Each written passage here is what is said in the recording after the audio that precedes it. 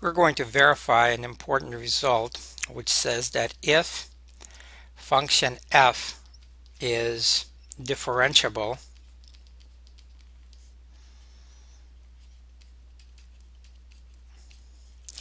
at x equal to a, then f is continuous at x equal to a.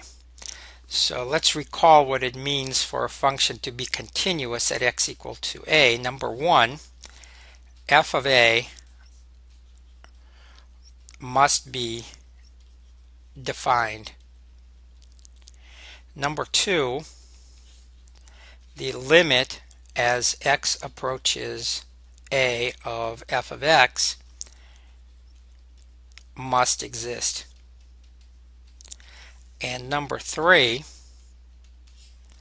the limit as x approaches a of f of x must equal to f of a. If all these three statements are true, then the function is continuous at x equals a.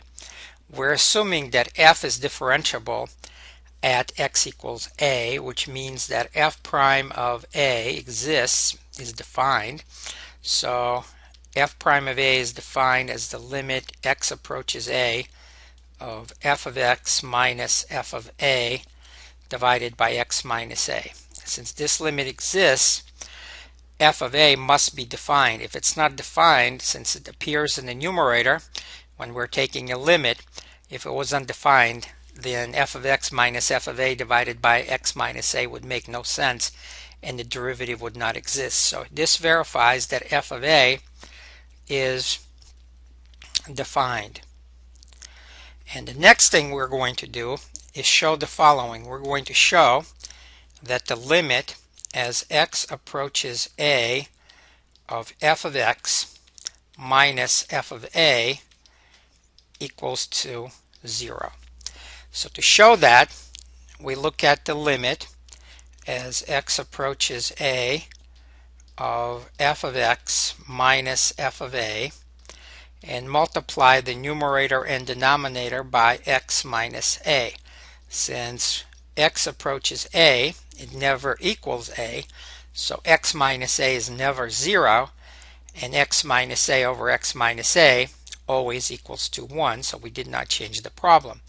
And we're going to rewrite that limit as product of two limits. So limit x approaches a of f of x minus f of a divided by x minus a, and limit x approaches a of x minus a. Now the first limit is f prime of a.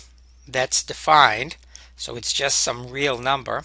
The second limit, that is limit as x approaches a of x minus a, is 0, and we end up with the answer of 0. So here's what we have just shown. We have shown that the limit as x approaches a of f of x minus f of a is equal to 0. But f of a is a constant, so this is the same as saying the limit as x approaches a of f of x and then minus f of a is equal to 0.